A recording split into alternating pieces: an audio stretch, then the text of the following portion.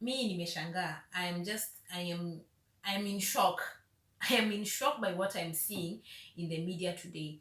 Not our local Kenyan media, but the international media. Because I saw this story on the day that there was attack in Nairobi in the Dusit hotel, and I saw the story and I said, let me just take screenshots. Maybe I'm not in my right senses. I'll come back and read it later.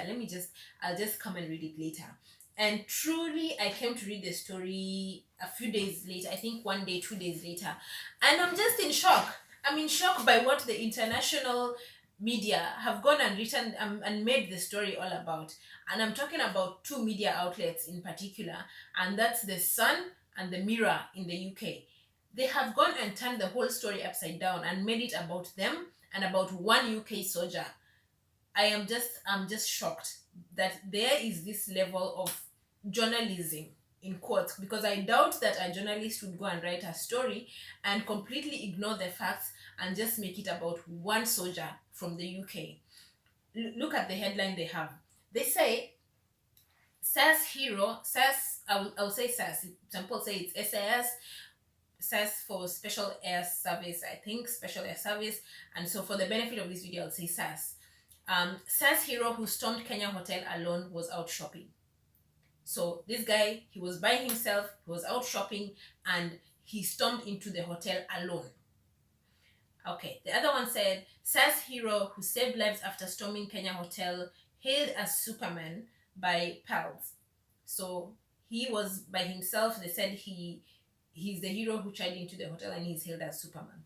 Okay, the other one says, SAS hero who led charge into Kenya hotel to kill terrorists and rescue victims set to receive George Cross. So he's going to receive an award in his country for a job well done, which is fine. But the problem I have with this story is that they're saying he was alone and he led the charge. But he was alone and he led the charge. That is what the title of the story is, which is a bit shocking to me, because if I recall, there were so many other soldiers. There were over 100 Kenya soldiers who were there, and he was not the one leading the charge. We have our own soldiers who are there coordinating with other international security services to rescue the situation. So to turn the story upside down and to make it about one soldier, one UK soldier, is just a bit shocking to me. This is what the story says. Look at what it says. It says a lone SAS man was hailed a hero of the Kenya terror siege after storming in to wipe out attackers. Alone, he alone, SAS man. He was the only one who went in there. Our soldiers were standing outside. They I don't even know what to think when you write such a story and you say a lone SAS man was hailed a hero of the Kenya terror siege. The story goes on to say, after getting kitted out, dramatic photos show the hero charging into the building single-handed. Called Canada C8 assault rifle at the ready to fight to free cowering locals. Unbelievable. And he single-handedly went in there to free locals. So all the people, all the security officers that we saw there, the Kenya Army, the Kenya GSU, all the people that were there, they were flowers. Or I don't understand why would you write a story like this and claim that there was only one person who went to save their lives? It is a bit shocking to me. Look at what they said.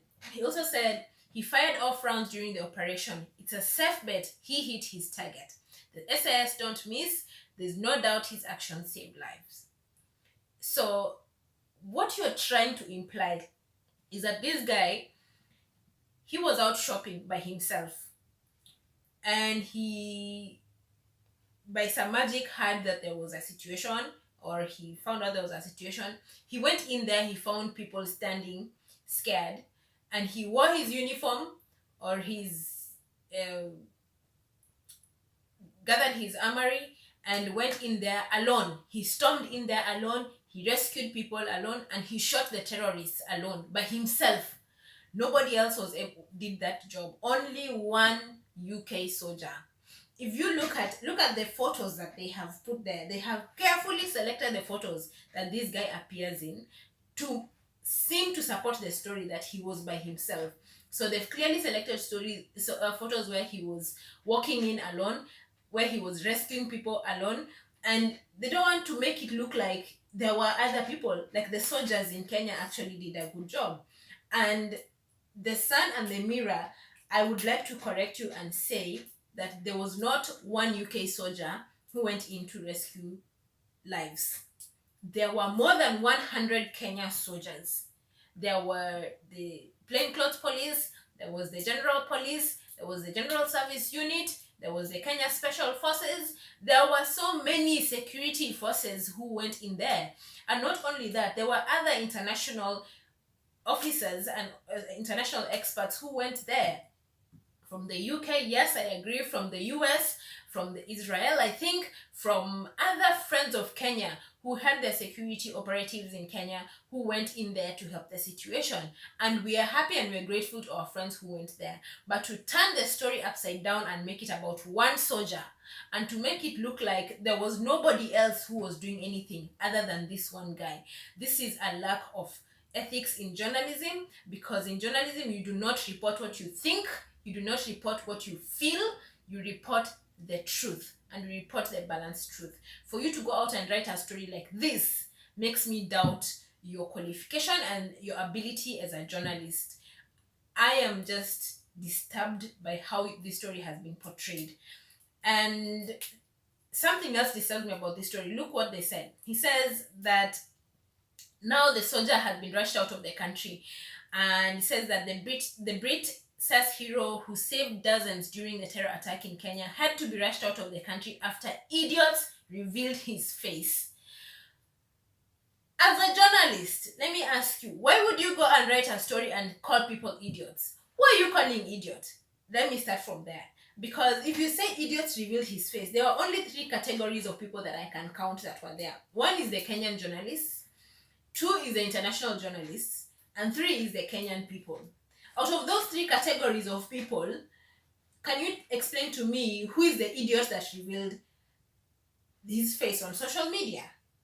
Is it so hard for you to say that his face was revealed on social media, therefore there has to be an extraction plan for him, or he has had to be extracted from the country? Why do you have to use the term idiot?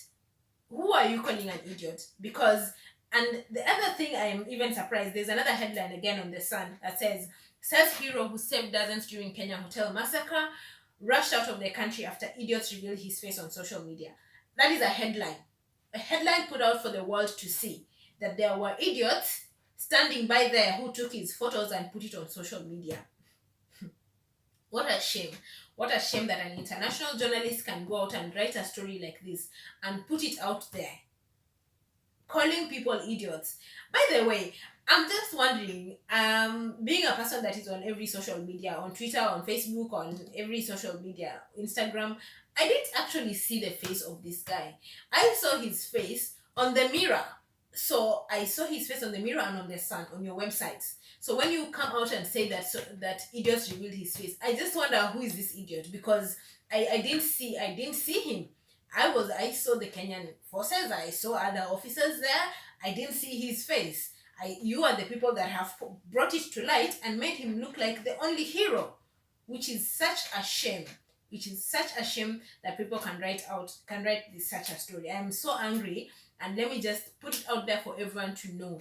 The Sun and the Mirror, you are liars. How dare you write a story like this and lie to people that there was only one soldier, only one UK officer who went and did the whole job, neutralized the whole situation by himself. What a shame for you to lie to the people, lie to us here and tell us such stories and call people idiots. My God, what kind of level of journalism is this that you people have put yourselves to be?